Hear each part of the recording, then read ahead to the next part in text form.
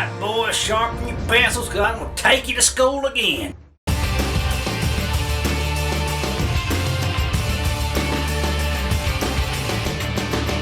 Hi, welcome to SBR Forum Videos. I'm Peter Loshak, and we are continuing our off-season coverage of futures and props for the NFL, for the upcoming NFL season. And right now we are talking with Swingin Johnson, discussing some end-of-the-year props for rushing and passing yards. We just got finished discussing passing yards for the end of the year. Now we're going to talk about the year-long rushing leader, and the favorite is Adrian Peterson, of course, the Beast 7-2. Swingin Johnson, thanks for being back with us.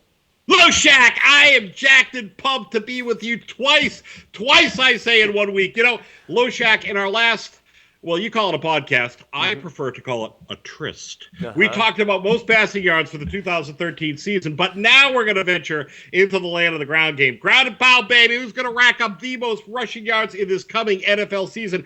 I am ready to wax prosaically on this very topic, provide our listeners with information that will hopefully reap them a cash reward at season's end, and if not, well, you can all blame Loshak. That was a vintage Swingin Johnson intro to a call. But the one thing that I really do like about you, though, is that you do your homework, and a lot of times you give us great predictions and valuable insights, just like you did with Boston. That was a great call. All baseball season long, I've had your call of Boston coming in first place, winning the division in the back of my mind. Very impressed with that. All right, now we're going to take a look at the rushing of the props to lead the league in rushing this upcoming year. And I guess the two factors here, one of them has got to be injuries, right? Because no matter who you take, I'm thinking you never take the favorite in a prop like this, because if they get injured, then you're screwed, you know. So I'm thinking injuries is huge, and then also, you know, the projected game plans of the offense. Are they going to, you know, give a lot of handoffs, or are they going to use the running back with a lot of short passes, or not use the running game at all? So we've got Adrian Peterson 7-2 as the favorite. Obviously, he should be, if he's healthy the whole year.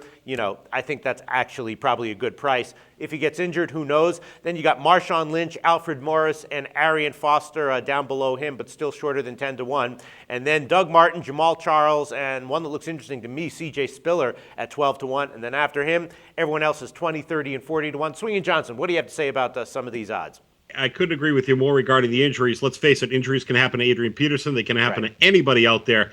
But when somebody is getting the ball as often as Peterson, obviously he's going to have more of a tendency to get whacked and get shelved for the season. That being said, when you look at these, I think that Adrian Peterson at 7-2, even though he is the favorite, and we all like to be sharp, we all like to be a bit contrarian, but he, to me, looks looks like a lot more of a solid choice than, say, even Drew Brees at 3-1. I like Peterson a lot at 7-2. That being said, Jamal Charles, look, as a pure dominant running back, the man is injury prone to begin with, and while I also believe that he's going to be the recipient of more passes coming out of the backfield under Andy Reid's system, new head coach Andy Reid, because like you said, it all depends on how the coaches devise game plans. When you have a new coach come in, can happen.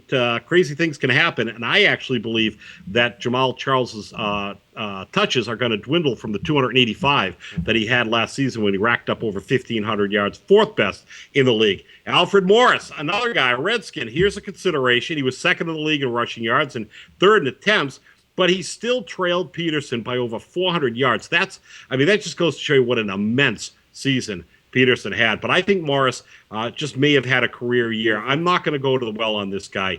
You talked about Marshawn Lynch. At 27 years old, he's in the prime of his career. Seattle coach Pete Carroll committed to a ground attack again this year.